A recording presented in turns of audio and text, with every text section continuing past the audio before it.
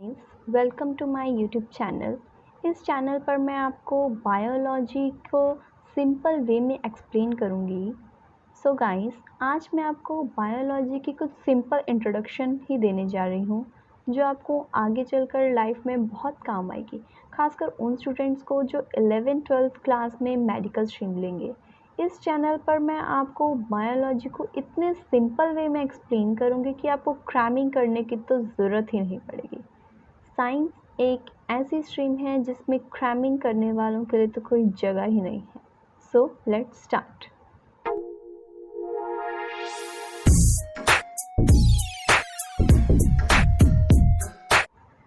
तो पहले हम देखते हैं बायोलॉजी।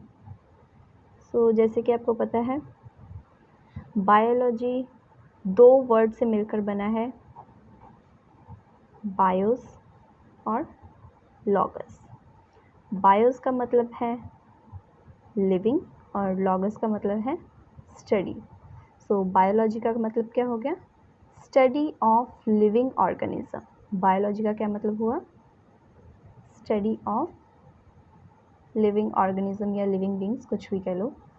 अब लिविंग बींग्स में सिर्फ ह्यूमंस ही नहीं आते हैं, लिविंग बींग्स में humans plus animals plus plants भी आते हैं। किसी ऑर्गेनिज्म को हम किस क्राइटेरिया के बेसिस पे लिविंग बोल सकते हैं, उसके लिए भी मेरे पास एक ट्रिक है। उसके लिए 7 क्राइटेरिया होते हैं। उसके लिए एक शॉर्टकट है, मिसेस नग। एम से मूवमेंट, आर से रेस्पिरेटरी, एस से सेंसिटिविटी, एन से न्यूट्रिशन, ई से एक्सक्रीटरी या फिर एक्सक्रीशन बोल सकते हैं हम इसे, आर से रिप्रोडक्शन और जी से ग्रोथ। आपको सिर्फ ये याद करना है, ये तो आगे बहुत ही ज़्यादा सिंपल है। इस 7 क्राइटेरिया के बेसिस पे हम बोल सकते हैं जो गिवन ऑर्गेनिज्म है वो लिविंग है या नहीं।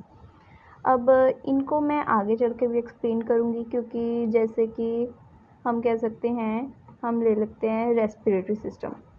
अगर हम लेंगे सामने वाला इंसान अगर रेस्पिरेट कर रहा है या फिर सांस ले रहा है तो वो लिविंग है, लेकिन नहीं, हम ऐसे नहीं बोल सकते, क्योंकि जो हॉस्पिटल में कोमा पेशेंट्स होते हैं वो तब अब उस हालत में कोमा पेशेंट्स अपने हालत में उनके हार्ट नहीं चलता और ना ही उनके लंग्स चलते हैं, तो उनको वेंटिलेटर पे रखा जाता है, तो वो उसकी मदद से सांस लेते हैं, ना कि अपने लंग्स की वजह से। तो हम किसी भी एक क्राइटेरिया के बेसिस पे नहीं बोल सकते कि गिवन ऑब्जेक्ट लिविंग है या नहीं है।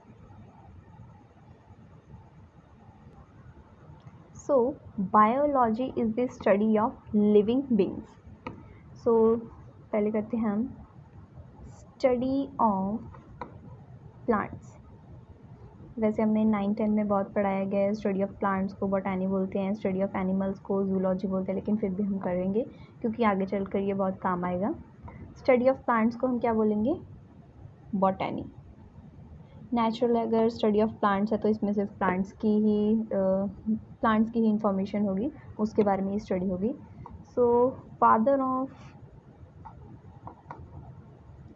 Father of botany.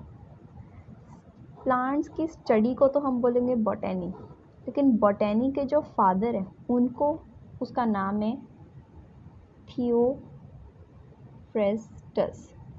Father of botany का क्या मतलब है? फादर ऑफ बॉटनी मतलब जिसने हमें प्लांट्स की इंफॉर्मेशन दी और उसको एक अलग, और उसके लिए एक अलग क्लासिफिकेशन की, उसका नाम है थियोफ्रेस्टस।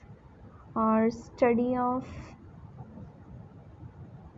एनिमल्स को हम बोलेंगे जूलॉजी। काफ़ी स्टूडेंट्स को ये दिक्कत आती है ये याद रखने में, बॉटनी और जूलॉजी में।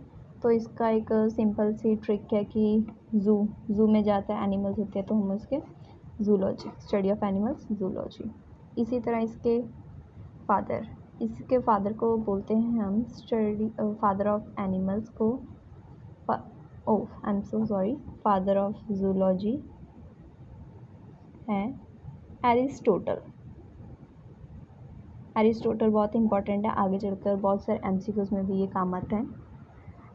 जैसे कि हम सब स्टूडेंट्स को स्कूल में पढ़ाया जाता है कि हमारी जो फर्स्ट लाइफ है वो बंदर से स्टार्ट हुई, ह्यूमंस की बंदर से स्टार्ट हुई थी, ऐसे ही बंदर से हुई थी तो इंसेक्ट्स की उससे थी, ऐसे हुई थी। लेकिन आप सबको नहीं पता होगा कि हमारी जो इस धरती पे जो फर्स्ट लाइफ है वो एक नॉन लिविंग मैटर से स्टार्ट हुई थी और उसको हम बोलेंगे बायोजेनेसिस।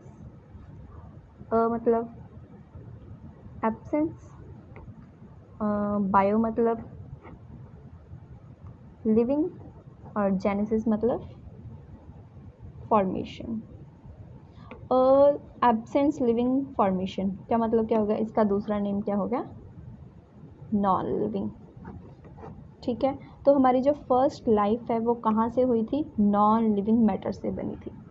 हमें स्कूल में पढ़ाया जाता है कि हमारी जो बेसिक यूनिट है हमारी बॉडी की वो क्या होती है, सेल। तो स्टडी ऑफ सेल को हम बोलेंगे साइटोलॉजी।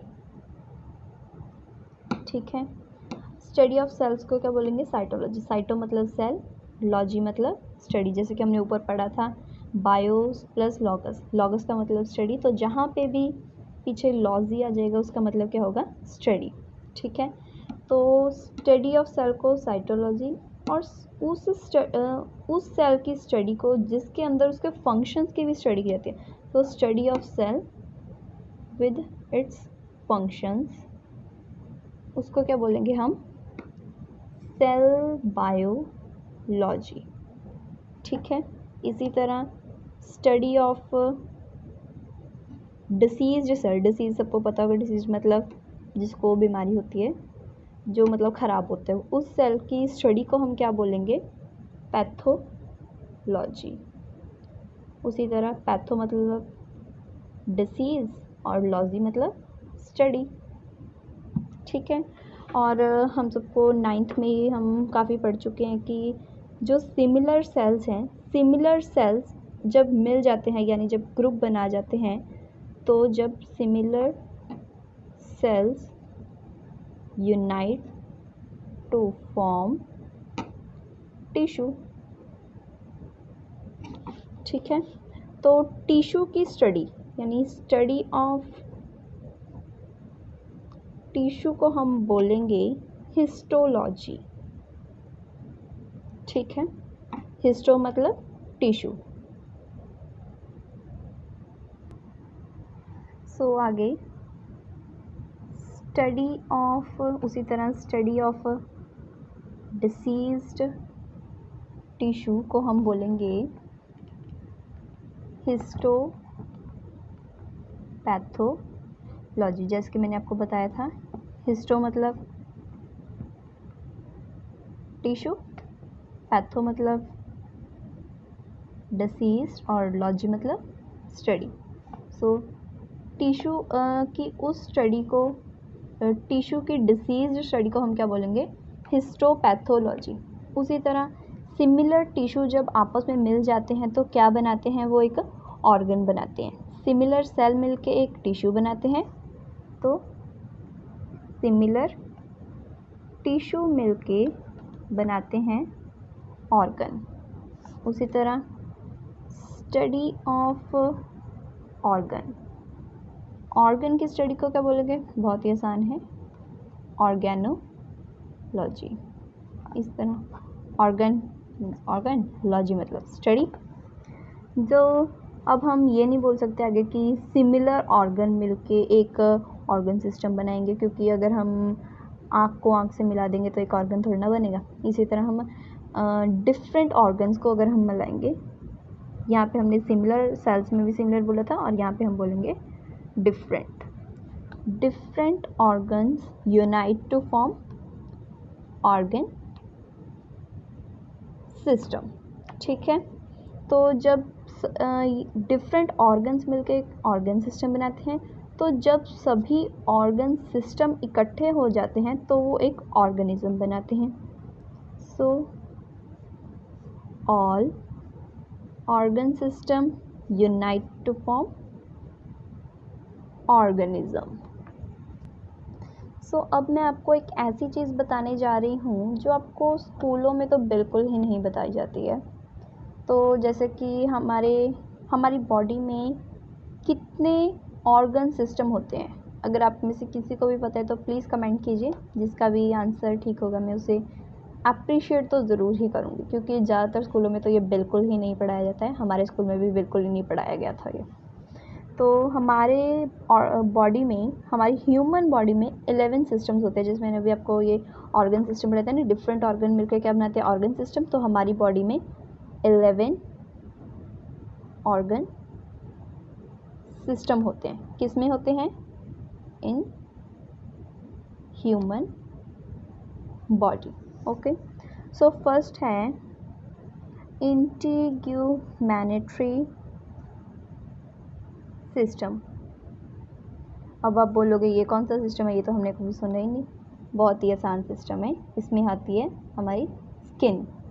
ठीक है, मैं आपको एक और बात बताऊंगी, हमारी बॉडी का सबसे बड़ा पार्ट, सबसे बड़ा ऑर्गन क्या होता है? स्किन होता है। ठीक है, इंटीग्यूमेनेटरी सिस्टम में स्किन आती है हमारी। तो और नेक्स्ट है नर्वस सिस्टम। ये तो आप सबको पता ही होगा। नर्वस सिस्टम में क्या आता है? हमारा ब्रेन आता है। नेक्स्ट है सर्कुलेटरी सिस्टम। सर्कुलेटरी सिस्टम में हमारा हार्ट आता है। अगला फोर्थ है स्केलेटल सिस्टम। स्केलेटल सिस्टम में क्या आता है? बोन्स। हमारा नेक्स्ट है मस्कुलर सिस्टम। मस्कुलर सिस्टम में क्या आता है? मसल्स। ठीक है, नेक्स्ट सिस्टम है हमारा डाइजेस्टिव सिस्टम। अब डाइजेस्टिव सिस्टम में क्या आता है? स्टमक आता है हमारा। वही हेल्प करते हैं ना, हमारे डाइजेस्टिव सिस्टम में खाना डाइजेस्ट किससे होता है? स्टमक से। हमारे, आप सबको पता ही होगा, हमारे डाइजेस्टिव सिस्टम में एक एसिड होता है HCl। ठीक है, और अगर मैं कहूँ कि HCl, अगर हम HCl को, वही HCl जो हमारे पेट में होता है, अगर उसको बाहर निकालें और उसका एक बूंद भी अगर हमारे मुंह के, हमारे मतलब चेहरे पे लग जाए तो हमारा चेहरा जल जाएगा। तो आप कमेंट में बताइए, तो वो हमारे फिर स्टमक में कैसे रहता है? तो हमारे स्टमक को क्यों नहीं कोई नुकसान पहुंचाता है? मैं आपको अगली वीडियो में इसका आंसर ज़रूर बताऊंगी। तो हमारा नेक्स्ट सिस्टम है एक्सक्रीटरी सिस्टम।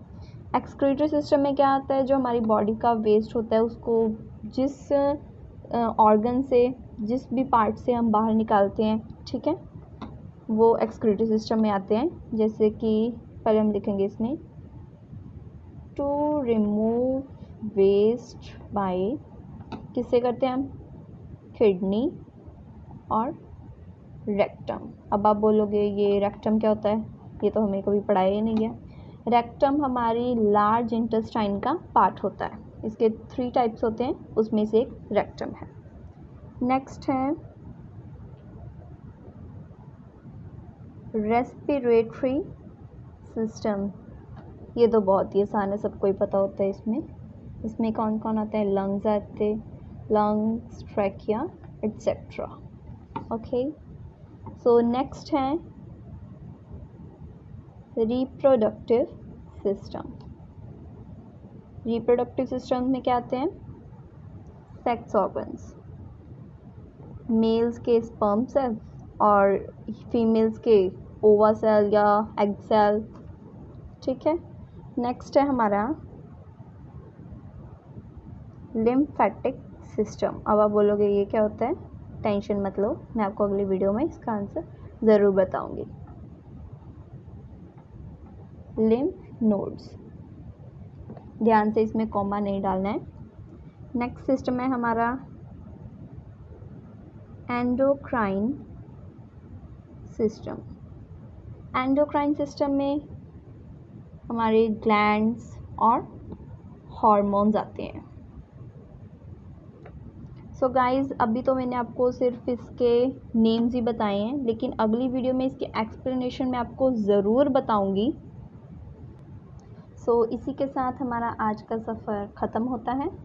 और हाँ, एक और बात जो मैंने आपको यहाँ पे बताया था कि हमारे यहाँ पे डाइजेस्टिव सिस्टम में यानी कि स्टमक में हमारे HCl होता है। HCl की जो pH वैल्यू है वो 1.8 है। सबने याद रखना, ये वेरी इंपॉर्टेंट।